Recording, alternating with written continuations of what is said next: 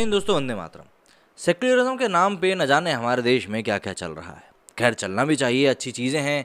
अच्छी चीज़ें जब तक चलती रहती हैं तब तक लोगों का मन बहलता रहता है, लोगों का ध्यान उन मुद्दों के ऊपर नहीं जाता जिन मुद्दों के ऊपर जाना चाहिए।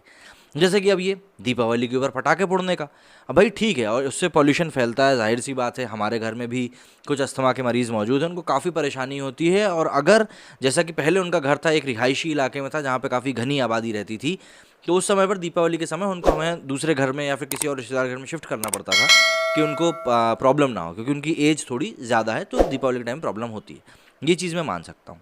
लेकिन एक तर्क फिर बीच में निकल कर ये आया, कई लोग बहस करने लगे कि भैया अगर हम ट्रेडिशनली बात करें, इतिहास के बारे में बात करें, तो पटाखे तो चाइना से आए, तो दीपावली के ऊपर पटाखे फोड़ने का लॉजिक आखिर क्या है? ये चीज़ समझने वाली बात है।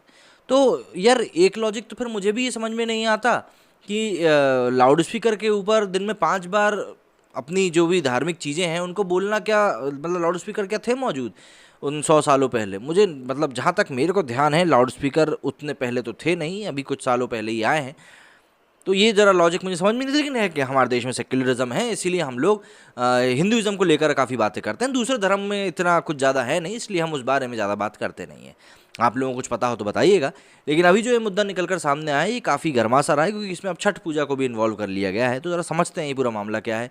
शिव मिश्रा जी ने काफ़ी बहुत अच्छे तरीके से इस बारे में समझाया है, ऑफ इंडिया के ऊपर का ये लेख है, उससे समझते हैं कि ये पूरा मामला आखिर क्या है। हिंदू त्योहारों के दिन आने वाले हैं, हिंदुओं के दिन नहीं आते, इसलिए वे त्योहारों के दिनों से ही संतुष्ट हो लेते हैं। बस लफड़ा तब होता है जब इस संतुष्टि में भी सरकारी तंत्र यंत्र घुसाकर प्रदूषण का लेवल नापना शुरू कर देता है। फिर नापतोल करके कहते हैं कि हमारा शहर का एयर क्वालिटी इंडेक्स बहुत गिर गया है। शहर चाहे जितना भी घटिया रहे, पर उसका एयर क्वालिटी इंडेक्स चकाचक होना चाहिए। इधर इंडेक्स देखकर पढ़े लिखे हिंदुओं को गिल्टी निकल आती है, मतलब उनको लगने लगता है कि अरे यार, ये सब तो हमारे कारण हो रहा है, और वो गिल्ट के मारे मरने की तैयारी करने में भी बिल्कुल नहीं हिचकते। फिर क्या, सोशल मीडिया की शरण में पहुंचकर रोना शुरू कर देते हैं कि देखिए भैया, ग्लोबल वार्मिंग आज सबसे विकट समस्या है। मेरी बात पर भरोसा ना हो तो ग्रेटा थनबर्ग पर भरोसा कर लो। उधर फेलो हिंदू पोस्ट को लाइक कर ग्रेटा ने यूट्यूब वीडियो में डूब जाते हैं और उसके हाउ डेयर यू पर मन ही मन पसेरी भरकर ताली भी पीट लेते हैं। सरकारी विभाग का हाथ बटाने दिल्ली के मुख्यमंत्री खुद उतर पड़ते हैं। बाकी कामों में वे गिर लेते हैं, पर ऐसे कामों में उतर पड़ते हैं। वो 2 दिनों से ट्वीट कर बता रहे हैं कि प्रदूषण के विभिन्न मानकों की वैल्यू कैसे बढ़ गई है। सरकार की वैल्यू चाहे जो हो, हिंदू त्योहारों में प्रदूषण की वैल्यू बढ़ जाती है तो उन्हें चैन मिलता है, और मनी मन गाते हैं कि अब जाके आया मेरे बेचैन दिल को करार। जाहिर सी बात है, एयर क्वालिटी इंडेक्स को लेकर रोज़ाना की जो अपडेट वो आजकल दे रहे हैं, ये वो अधिक समय तक नहीं देंगे। बस दीपावली नज़दीक है, इसलिए लोगों को अपडेट कर रहे हैं कि भैया अगर आपको किसी को गिल्टी फील करना हो तो आप गिल्टी फील करना शुरू कर सकते हो। इसमें किसी भी तरह की कोई बुराई नहीं है। हिंदू त्योहारों पर पर्यावरण विभाग के साथ नेता भी चौकन्ने हो जाते हैं, और साल भर सेक्युलरिज्म को लेकर चिंतित नेताजी इन दिनों प्रदूषण को लेकर चिंतित हो जाते हैं, जैसे मानो कि पूरे समाज का पॉल्यूशन यही झेल रहे हो। खैर, खुद कितनी गाड़ियों से एक काफिला लेकर निकलते हैं, इसके बारे में कभी कोई चर्चा नहीं करता। राजनीतिक दल और उनके नेताओं की चिंता यात्रा कुंवर महीने में शुरू होकर कार्तिक में खत्म हो जाती है, क्योंकि आगे क्रिसमस खड़ा रहता है और उसको लेकर भाई कैसे बोल सकते हैं। न्यू ईयर के ऊपर अगर पटाखे नहीं फोड़ेंगे तो पूरी दुनिया चिंतित ना हो जाएगी? भाई, पूरी दुनिया में प्रदूषण होगा, उससे हमें कोई दिक्कत नहीं है, लेकिन दिल्ली में प्रदूषण नहीं होना चाहिए, इस बात का हमें ध्यान रखना पड़ेगा। जाहिर सी बात है, आदेश निकलने लगे हैं, सरकारी आदेशों ने भी निकलने के लिए यही मौसम चुना है। सर्दी अधिक नहीं रहती कि ठिठुरना पड़े और खांसी जुकाम की नौबत आए, लिहाजा वे नंग धड़ंग निकल पड़े हैं खुली सड़क पर अपना सीना ताने टाइप। क्या भैया, क्या कर लोगे अब अगर हम ऐसे ही कुछ आपके सामने कर रहे हैं? क्योंकि आप देखो ना, ये मौसम कितना अच्छा है, बारिश जा रही है, बिल्कुल सुहाना सा मौसम है, थोड़ी बहुत चिपचिपी गर्मी है, पर ठीक है, इतना तो झेल लेंगे भाई, प्रोपेगेंडा भी तो फैलाना है। एक आदेश दिल्ली सरकार की फाइल से निकलकर विचरण कर रहा है, बता रहे हैं कि इस बार छठ पूजा सामान्य तरीके से नहीं मनाने देगा। अब पूजा है तो मनाने देने का सवाल ही पैदा नहीं होता। ईद वगैरह की बात और होती है, वहां पर तो आप गलियों में कुछ भी बहा सकते हैं, कितना ही बहा सकते हैं, उससे लोगों को कोई परेशानी नहीं होगी। भाई, भले ही उस रंग जो होता है वो लाल क्यों ना हो, लेकिन किसी को इस चीज़ से दिक्कत नहीं होगी, खासतौर पर सरकारी तंत्र को, क्योंकि ये तो भाई आस्था की बात होती है ना। बस कुछ ऐसी ही सीन हमको यहाँ पर भी समझ में आ रहा है। लेकिन अब ये जो आदेश ना तो फाइल से निकलना है और ना ही कुछ और कहता है, पर यहाँ छठ पूजा की बात, लिहाजा किसी छठे हुए अफसर ने आदेश को बोल दिया है कि जाओ और पूजा पर रोक लगा कर आओ, निश्चिंत होकर जाओ, कोई तुम्हारा कुछ नहीं कर सकता। बीएमसी ने दुर्गा पूजा के लिए प्रतिमा की लंबाई चौड़ाई तक निर्धारित कर दी है। घर में पूजा करनी है तो 2 फुट और सार्वजनिक पूजा में 4 फुट से ज़्यादा नहीं। मानो घर में स्थापित प्रतिमा 2 फुट तक की रहे तो वायरस हाथ जोड़कर खड़ा हो जाएगा और कहेगा, हे जगत जननी दुर्गा, महिषासुर की छाती से त्रिशूल निकाल हमारी छाती में भोंक दे तो हमें मोक्ष मिलेगा। तभी इस पृथ्वी छोड़ सीधा स्वर्ग जाएंगे और यहाँ वापस नहीं आएंगे। ये हिंदू लोग बड़ी बड़ी प्रतिमाएं बनाते हैं, तभी तो हमें गुस्से में चीन से निकलना पड़ा। छोटी प्रतिमाएं बनाते तो हमें आखिरी तांडव मचाने की ज़रूरत ही क्या पड़ती। सार्वजनिक पूजा मंडलों में प्रतिमा 4 फुट तक की रही तभी मुंबई में कानून का राज वापस आ पाएगा और अनिल देशमुख, परमवीर सिंह और सचिन वाजे के कारण सरकार की जो किरकिरी हुई है उसका असर भी तभी कम होगा। पश्चिम बंगाल सरकार ने फरमान सुना दिया है कि भैया दुर्गा पूजा पंडालों में पिछले साल के सारे प्रतिबंध इस साल भी यथावत लागू रहेंगे। और हो भी क्यों ना, हिंदुओं पर प्रतिबंध ना हो तो संविधान के प्रीएम्बल में जिस सेक्युलरिज्म की रक्षा की शपथ ली गई है वो बेचारा छटपटाता रहेगा।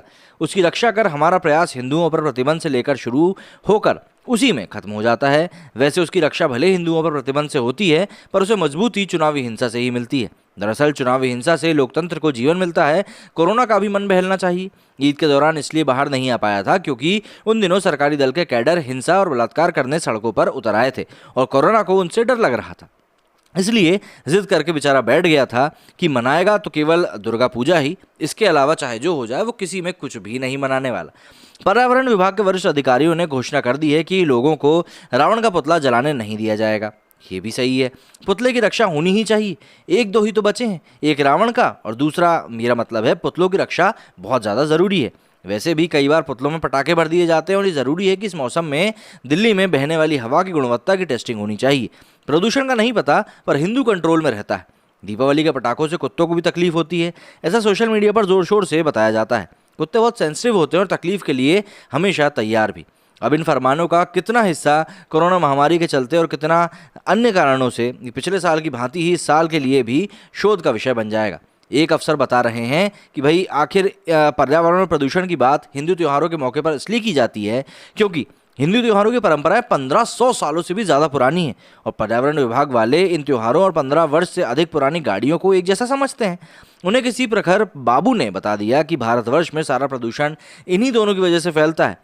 अफसर बेचारा मंत्र पढ़े जा रहा है, 15 सालों से अधिक पुरानी गाड़ी नहीं रहने देंगे और 1500 सालों से अधिक पुराने त्यौहार भी नहीं रहने देंगे।